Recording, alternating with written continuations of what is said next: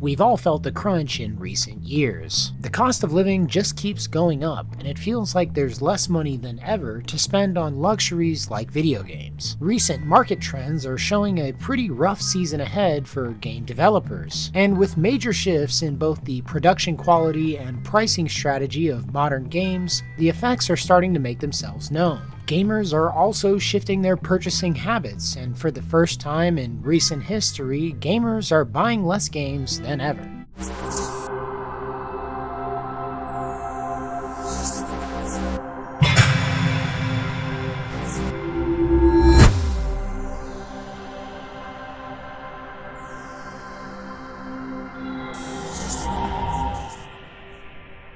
Hello fellow travelers, and welcome to the Hardlight Network. We all knew that there would eventually be major consequences for both the price increases of games as well as the lackluster treatment that developers have been showing their fan base. However, it seems like those chickens have come home to roost much more quickly than anyone could have imagined. With a growing sense of dissatisfaction amongst gamers, as well as the current state of the economy, many people are tightening up their purse strings and refusing to contribute to a market that is oversaturated with underwhelming content. There is less incentive than ever to purchase new games due to a confluence of factors, and in today's video we're going to be discussing what some of those factors are. But before we get into today's story, guys, do me a solid and hit that like button, subscribe so you don't miss out on any of the content that I've got coming up for you guys in the future, and also take to the comments section down below to let me know how you feel about the current state of the gaming marketplace.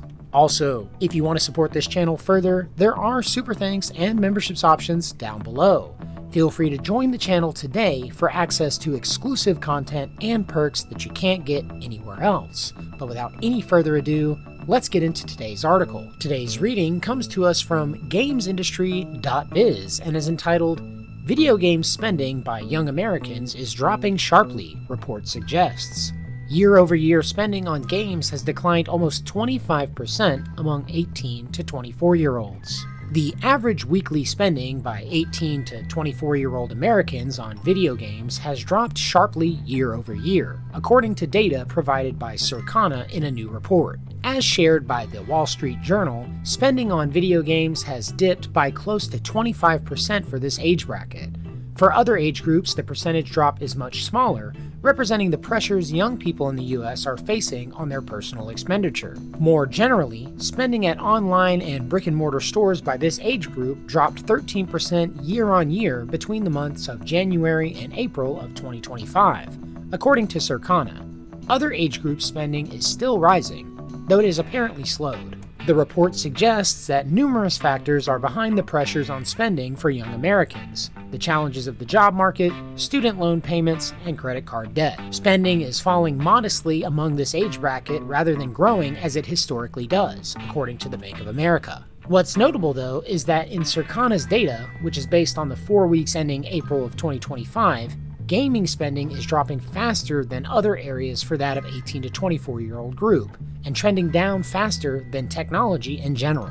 Here we have a graph from the WSJ's report showing the average weekly spending for select industries and how they've changed from a year earlier. Note that only 3 of the highlighted areas have seen a marked decrease in both age groups, from 18 to 24-year-olds as well as all the other age groups, that being video games, furniture, and clothing.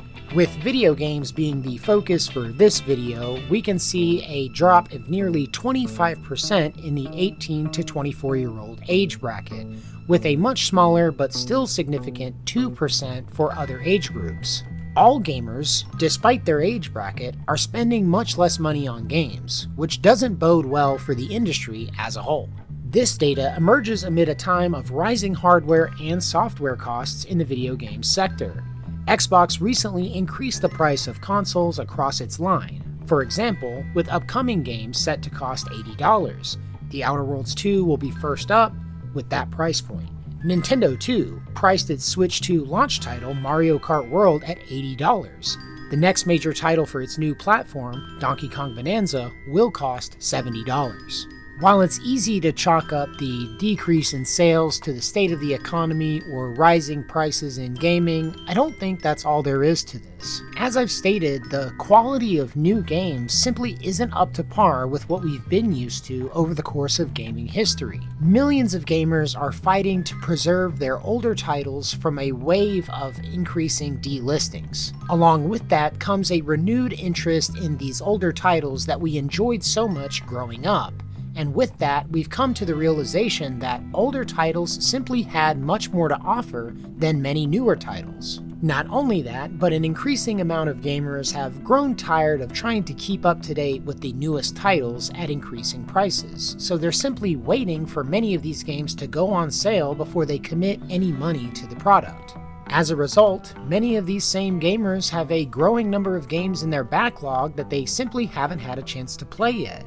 Either they don't have enough time, or other games are soaking up their interest currently. And while it's always tempting to pick up a new game at a steep discount, there's no actual guarantee that you're going to play it anytime soon. And as the number of unplayed games in your backlog grows, the likelihood that you're going to purchase a new title decreases. There is also the industry-wide shift towards the games as a service model, or live service gaming, which is actively competing for player attention. Many of these live service titles are free to play at the base level, without the purchase of a seasonal pass. And as long as developers keep contributing content to these games free of charge, it's going to keep holding people's attention without the purchase of new titles. And of course, we can't leave out the effect of the subscription-based models of Xbox Game Pass and PSN Plus.